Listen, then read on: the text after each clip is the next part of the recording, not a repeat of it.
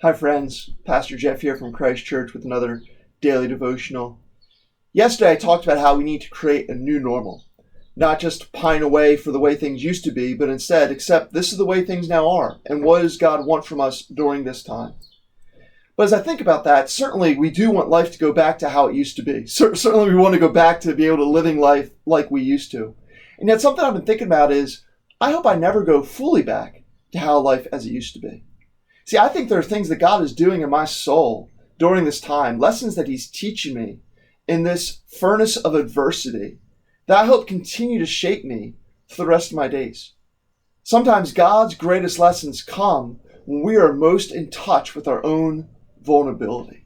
We've all been made vulnerable during this time, and I do believe that there are things that God is speaking to each one of us about who He is and how that should then shape who we are. And so while I hope one day things go back to how they used to be, I do hope that they don't go fully back to how they used to be. I hope there are things that I continue to take with me, and I hope there are things that you continue to take with you that you've learned through this time. One of the things that God has been doing in my heart that I hope I continue to take comes from Psalm 33, which says this in verse 13 through 17. The Lord looks down from heaven, and He sees all the children of man. From where He sits enthroned, He looks out on all the inhabitants of the earth. He who fashions the heart of them all and observes all their deeds. The king is not saved by his great arm. A warrior is not delivered by his great strength. The war horse is a false hope for salvation, and by its great might it cannot rescue. In the ancient world, these were all things that people looked to for safety and security. Like, they looked to the strength of their army. They looked to the strength of their own hand and their military prowess. Right? They looked to the war horse, right? Who had the better horses. That's usually how victory came. And that's what they looked to for their sense of hope and security. And yet God is saying that that's not, none of those things are truly what can bring you to hope. None of those things are truly what can make you dwell safe and secure. Right? Because all those things exist here on earth, and so they're all things that can be changed in a moment, right? It says that God looks down from heaven. It says that He fashions all the hearts. It's speaking about the transcendence of God. It's speaking about the exaltation of God, how He's above all. And so we have these hopes that we're looking to that are all things of this earth. And yet God does not want us to look to the things of this earth. He wants us to look to Him who is over the earth. He wants us to look to Himself, who is exalted over all. Right? We can't be delivered by these things that we typically look to. The only thing that we can use to have true and lasting hope is God Himself. During this time, so many things that we typically look to for our hope and security are being taken away from us. Right? We've had to really let go of our health as we go throughout life and recognize that, man, this could strike us at any time. You know, we're trying to take as many precautions as we can. Why? Because we're not fully in control of our health. We have to be cautious. We have to be careful that we don't get and transmit this disease this virus because, we're not fully in control of this.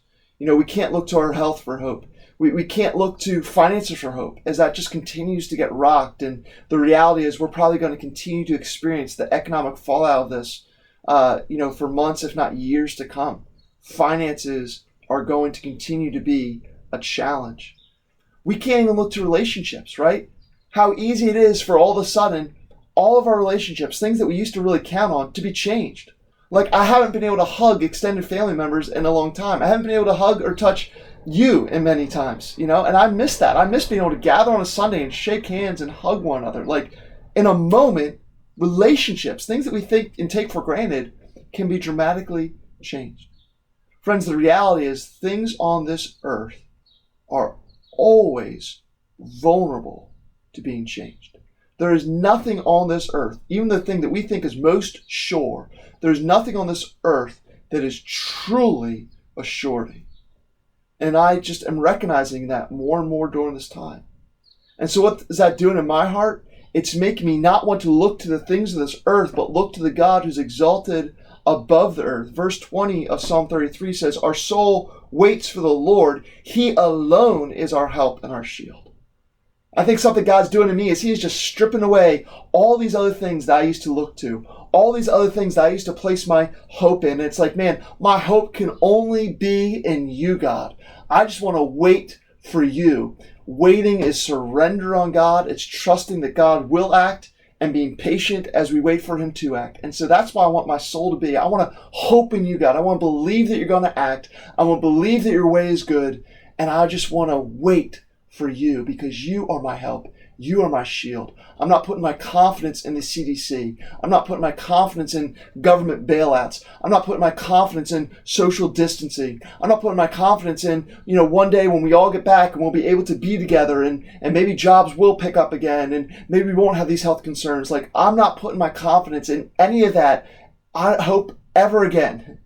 I hope something that this time does in my soul, and I hope it's something it does in your soul, is that we are people who are changed, that we are people who now live looking for hope in only one place, looking for hope in our only true, unshakable hope, Jesus Christ, the God who sits exalted above all. I pray something that happens during this time is that we would all hold these things on earth a little less loosely, that we wouldn't hold on to any of them for hope, but that we would learn to let go and trust God and live more dependently upon Him day by day, looking to the one who is exalted above all, who sits above the temporary things of this earth. He is our help and our shield. And I hope that we never go back to trusting in other things, but that through this time, we all learn what it means to truly trust God alone.